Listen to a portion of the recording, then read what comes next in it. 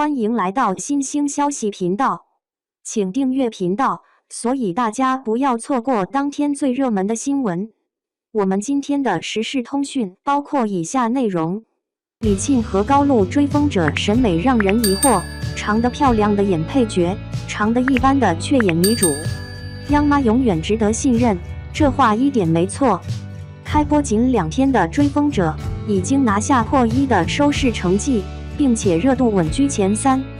由于去年接连播出的几部谍战题材的剧集品质都差强人意，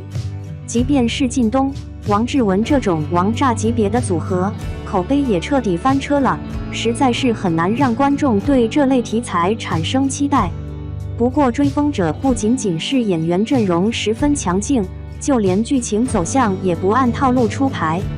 比如王一博饰演的魏若来，一开始啥都不是，就是夜校毕业的穷学生，还因为家庭成分的问题，始终拿不到毕业证，好不容易进了央行，也是处处看人脸色的普通打工人。但因为3年不见的哥哥突然来访，并且还是我方人员，让魏若来一下子成了侦缉队的眼中钉。换成其他的谍战剧，男主角一上来就得开挂，哪怕没有地下工作的经验，都能有惊无险的成功接头。然而追风者偏不这么拍，而是一切按照逻辑来。魏若来一开始并没有加入我方组织的意愿，得知哥哥的身份后，还被叛徒欺骗，而他面对侦缉队的调查时，则是一五一十的把所有事情都交代了。看似不按常理出牌，但实际不过是找到了谍战剧的正确打开方式，将更贴合实际的谍战工作贡献给了大家。因此，从剧情的角度来看，追风者是这几年为数不多尊重观众智商的谍战剧。然而，如此出彩的剧本却没能配备势均力敌的演员，尤其是在选角上，审美属实是让人有些疑惑。长得漂亮的演配角，长得一般的却在演女主。没错，这部剧的女主角又是李沁。李沁的资源当真是好的没话说，内娱顶流几乎都与她搭了个遍，从任嘉伦到陈晓，再到肖战，如今又是王一博，但李沁依旧是不温不火。这与李沁的形象、气质和演技有着分不开的关系。首先是形象，早在《庆余年》时，李沁就被剧中的女2号宋轶艳压，演的都是大小姐，李沁却透着一股小家子气。但李沁依旧能继续挑大梁，在即将开播的《庆余年2》里，她还是一番女主。然而，比起李小冉、毛晓彤等人，李沁实在是有点太寡淡了。在这部《追风者》里，李沁饰演的角色单看脸同样少了点说服力。她是沈家的大小姐，从小养尊处优，一上来在自家宴会上弹了一支钢琴曲，被侦缉队的林队长看上了，并且还是恋爱脑式的追求沈静珍。李沁饰演。看看李沁的形象，虽然打扮得很精致，但这张脸瘦的都有点脱香了，化着妆法令纹都很明显，下巴前深严重，一点气质都没有。当她穿上一袭红裙，想要演出惊艳亮相的效果时，也让人感觉十分尴尬，根本达不到惊鸿一瞥的水平。而从演技的角度看，李沁也根本撑不起女主角。从《人生之路》这部剧就能看得出来，李沁的表演痕迹太重，演绎村妇的形象怎么夸张怎么来，哪怕只是开心了笑一下，都得用力到把脖子上的筋都绷起来。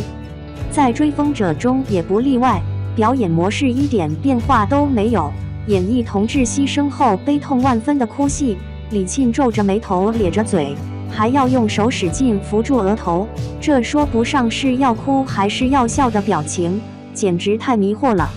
想要赶紧执行任务，替同志们报仇时，李沁又突然瞪着眼睛朝着联络人大吼，明明是有些自责，却被他演得像是在发脾气。当他软磨硬泡，终于让联络人同意派他执行任务时，李沁又露出了刘巧珍式的微笑，激动的情绪没感觉到，越看越像是假笑。而选择李沁这样长得一般、演技也一般的人演女主，是内娱迷惑审美下的常见现象。往往在这样的剧中，女配角不仅长得漂亮，演技也很出彩。《追风者》中对女主角全方位碾压的是演绎苏慈书的女2号高露。从她在这部剧中的扮相来看，一身端庄又得体的旗袍，款式不那么露骨，也不会给人卖弄风情的感觉，反而像是有涵养又知性的大家闺秀。按理说高露已经人到中年了，在年龄上并没有李沁的优势，但高露却是不需要浓妆艳抹，却透着一股低调的华丽。舒展又大气的五官，流畅的面部轮廓，稍微化点淡妆就能凸显出好气质。但凡打扮的精致贵气一些，就有绝美福太太的即视感。这样的高露不仅把李沁的风头都抢走了，与剧中的书圈顶流王阳同框式，也给人一种势均力敌、郎才女貌的感觉，丝毫不会因为王阳颜值高气质好，就显得高露落入下风。只看形象气质，就让人忍不住感慨，大佬背后的女人果然不简单。但颜值只是一方面，如果只有一张好看的脸，没有拿得出手的演技，也很难做到让女主黯然失色。高露饰演的苏慈书在前期剧情中戏份占比不多，台词更是十分有限，但她却演出了这一人物的接地气和复杂。与李沁饰演的妹妹演对手戏时，苏慈书就像是一个温柔又体贴的长辈，即便是妹妹耍小性子，她都耐心地安慰对方，浑身散发着母性光辉。但她在王阳的身边，以妻子的身份出场时，听到来宾与丈夫聊起工作事宜，一个眼神的变化就能说明苏慈书的警惕。看似没有搭话，眼神也并未直视对方，但却把控住了重要信息。随后眼神中流露出来的是对丈夫遭遇爆炸的担心，但转身离开时，只用一个若有所思的表情，就把人物演得更神秘了。